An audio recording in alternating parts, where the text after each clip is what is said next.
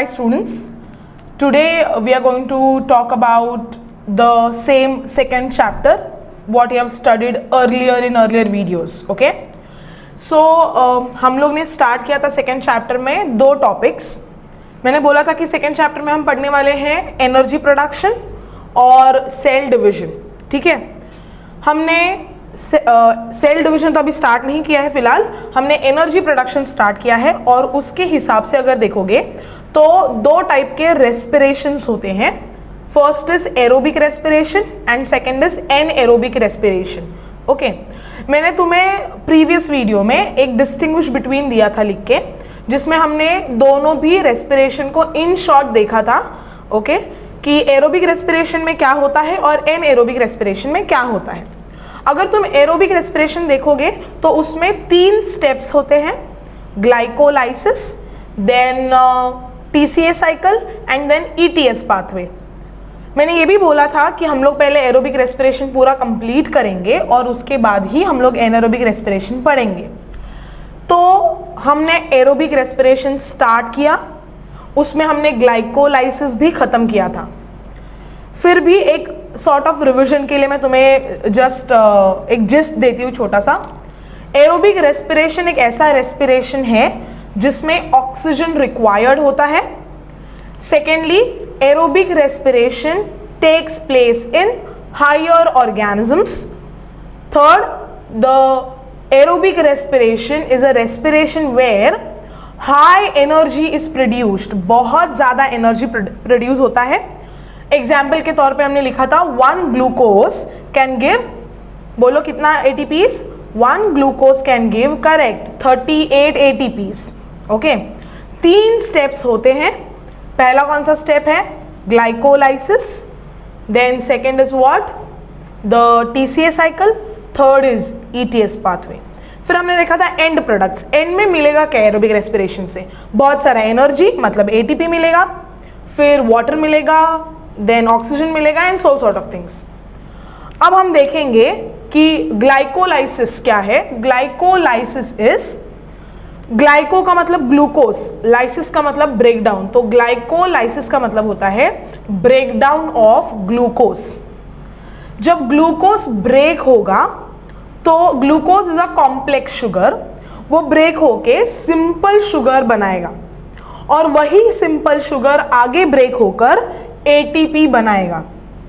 Glucose ही क्यों break करना है हमें? रेस्पिरेशन का डेफिनेशन याद करो, मैंने क्या बोला था? जब भी ऑक्सीजन इनहेल करते हो, the food gets reacted with oxygen और combined with oxygen. Because of that the food gets oxidised, enzymes are activated and the food is broken down. मतलब ऑक्सीजन अंदर लोगे तो ही फूड ऑक्सीडाइज होगा, और अगर फूड ऑक्सीडाइज होता है तो क्या होगा? तो फूड ब्रेक होकर सिंपल मॉलिक्यूल्स में कन्वर्ट हो जाएगा और उसी के टाइम पर क्या बनेगा? ATP बनेगा. अंडरस्टूड? इसीलिए ग्लूकोज ब्रेक करे. फूड ब्रेक करना है ना तुम्हें, तो ग्लूकोज क्या है? एक फूड ही है, तो फूड को ब्रेक कर रहे हैं हम, ताकि हम क्या बना सके? ATP बना सके. ओके, तो हमने पिछले वीडियो में ग्लाइकोलाइसिस के बारे में पढ़ा था, जहां पर एक ग्लूकोज ब्रेक होता है और 2 पाइरुवेट के मॉलिक्यूल्स देता है. मतलब एक ग्लूकोज जो है वो 6 कार्बन का एक बहुत बड़ा चेन होता है, और यही 6 कार्बन का chain due to ATPs, NAD, phosphoric acid and enzymes will break. किस में ब्रेक होगा? 2 चेन्स में ब्रेक होगा. 3 कार्बन का अलग चेन बनेगा, बाकी की 3 कार्बन का अलग चेन बनेगा. ऐसे 2 चेन्स बनेंगे. ओके, और ये 2 चेन्स को क्या बोलते हैं? Pyruvate molecules. तो ग्लूकोज का एक बहुत बड़ा चेन बीच में से टूटकर 2 छोटे चेन्स बने, दैट इज पाइरुवेट. तो ऐसे देखने जाओगे, हमने देखा है एरोबिक रेस्पिरेशन. उस एरोबिक रेस्पिरेशन में हमने क्या देखा है?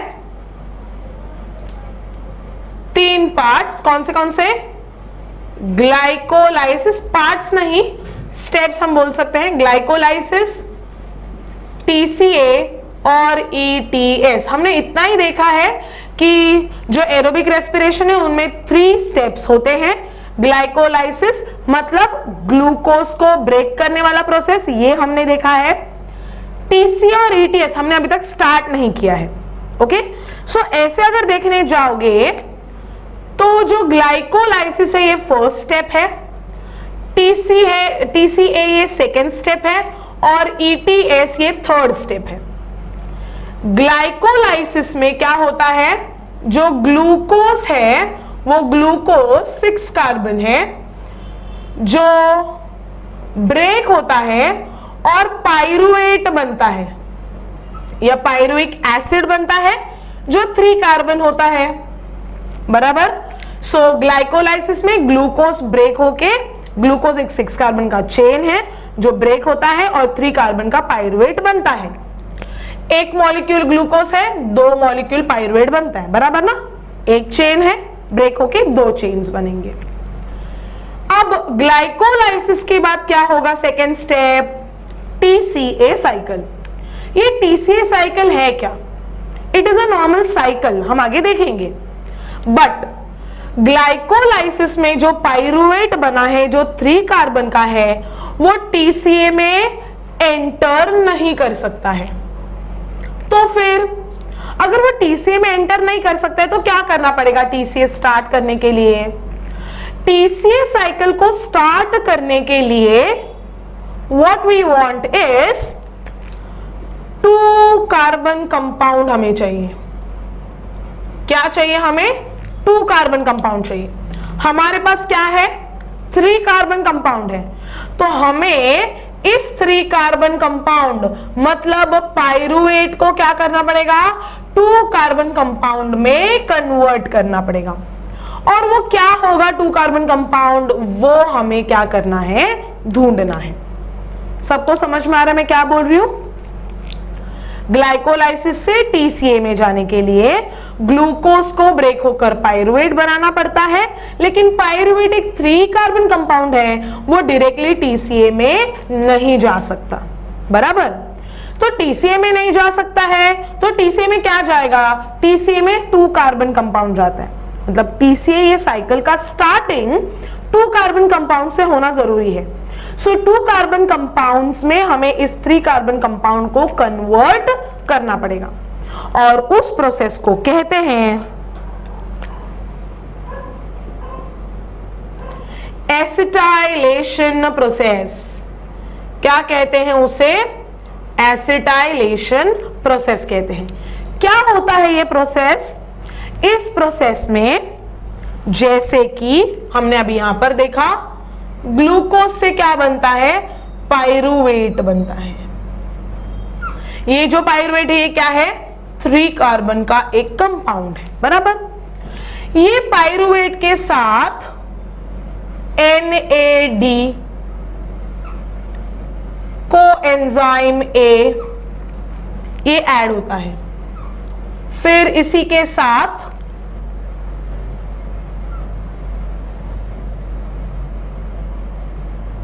ओके, मतलब क्या क्या ऐड होने वाला है?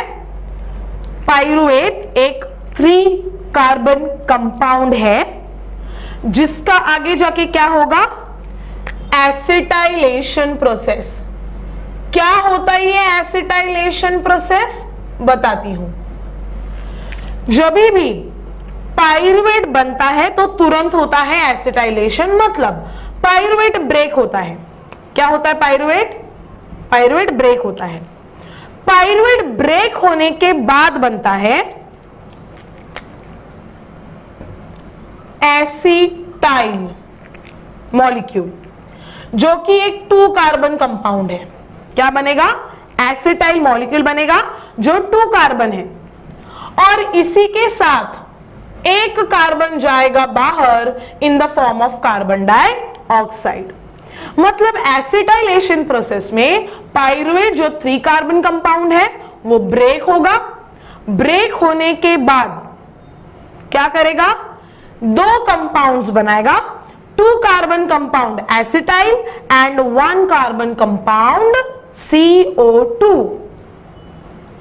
लेकिन जैसे ये एसिटाइल बनेगा, दिस एसिटाइल मॉलिक्यूल जो होता है वो अनस्टेबल होता है।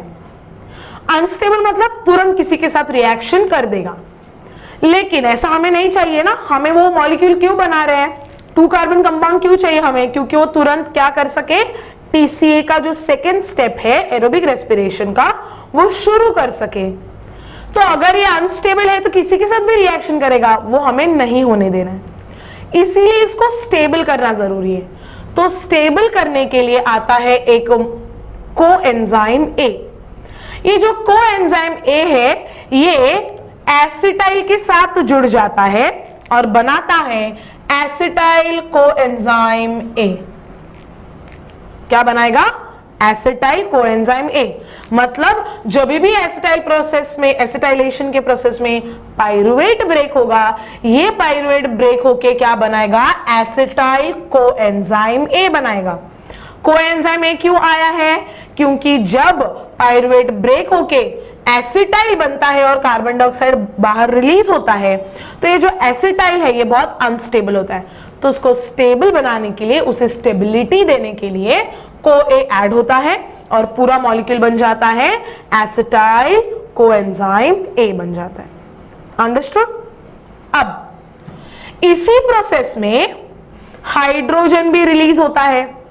सो ये हाइड्रोजन को एक्सेप्ट करने के लिए कौन आता है, NAD, और क्या बनता है, NADH2। क्या बनता है, NADH2 बनता है। सो पूरा प्रोसेस देखोगे तो एसिटाइलेशन प्रोसेस में पाइरुवेट ब्रेक होता है। पाइरुवेट ब्रेक होता है तो एसिटाइल मॉलिक्यूल बनता है 2 कार्बन। पाइरुवेट एक 3 कार्बन कंपाउंड है, एसिटाइल 2 कार्बन बनेगा और CO2 बाहर रिलीज होगा 1 कार्बन। लेकिन एसिटाइल विल बी अनस्टेबल, तो उसको स्टेबल करने के लिए आएगा कोएंजाइम ए। तो क्या बनेगा, एसिटाइल कोएंजाइम ए। लेकिन जब ये रिएक्शन हो रहा होगा उस टाइम पे हाइड्रोजन भी लूज होगा जब पाइरुवेट ब्रेक होगा। सो पाइरुवेट ब्रेक होने के टाइम पे जो हाइड्रोजन बाहर जा रहा है उसको एब्जॉर्ब करने के लिए, उसके साथ रिएक्शन करने के लिए आएगा NAD, और किस में कन्वर्ट होगा, NADH2 में कन्वर्ट होगा। अंडरस्टूड एवरीवन, समझ में आ रहा है, गुड। अब देखो जरा, ये जो रिएक्शन है ना, इसे लिंक रिएक्शन भी कहते हैं।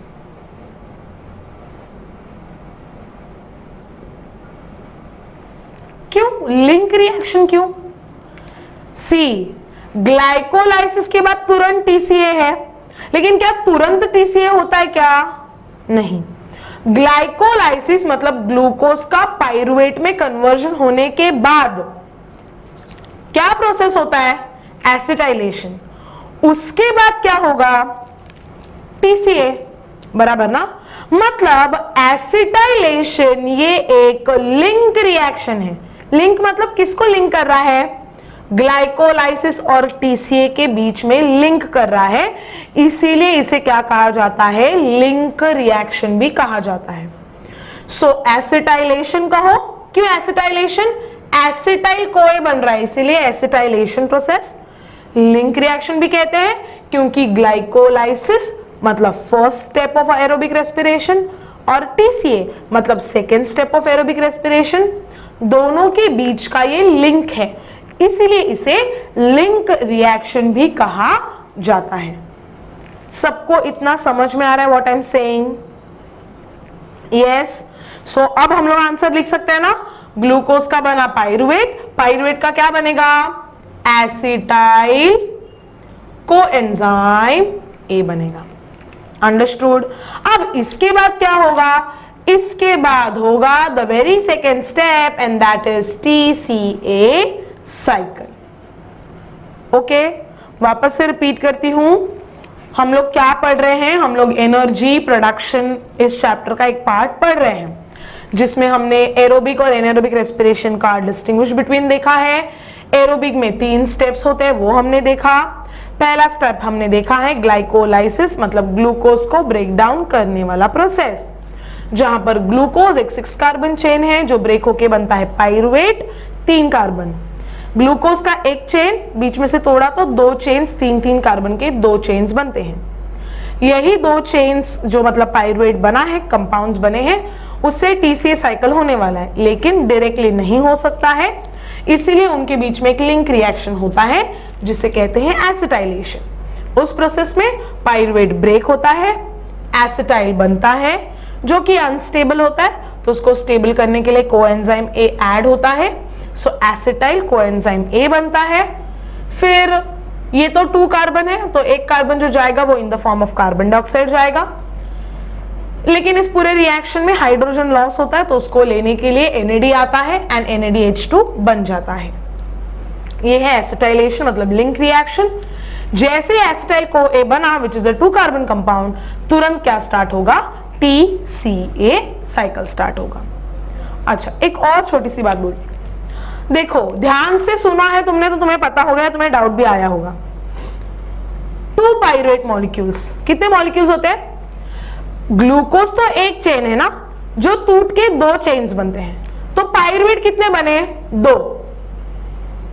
तो एसिटाइल कोए कितने बनेंगे? यस, 2 बनेंगे कि नहीं एसिटाइल कोए? 2 एसिटाइल कोए बने, तो कार्बन डाइऑक्साइड बाहर कितने जाएंगे? 2 कार्बन डाइऑक्साइड जाएंगे। कितने NAD आएंगे? 2। कितने NADH2 बनेंगे? 2। क्यों? एक पाइरुवेट ब्रेक होगा तो एक एसिटाइल कोए, एक कार्बन डाइऑक्साइड, एक NADH2, लेकिन हमारे पास कितने पाइरुवेट है? 2, तो 2 पाइरुवेट आएंगे तो 2 NAD, 2 acetyl CoA, 2 carbon dioxide, 2 NADH2। Everything will be 2 molecules because pyruvate is itself 2 molecules in the pathway. Understood? सबको इतना समझ में आया पक्का? Okay, good. तो अब हम क्या स्टार्ट करने वाले हैं? Next, that is the second step of aerobic respiration, और वो है TCA साइकिल। इसके बारे में मैं सब कुछ बताऊंगी, but not in this video. हम फ्रेश स्टार्ट करेंगे नेक्स्ट वीडियो में। Okay, so stay tuned. Thank you.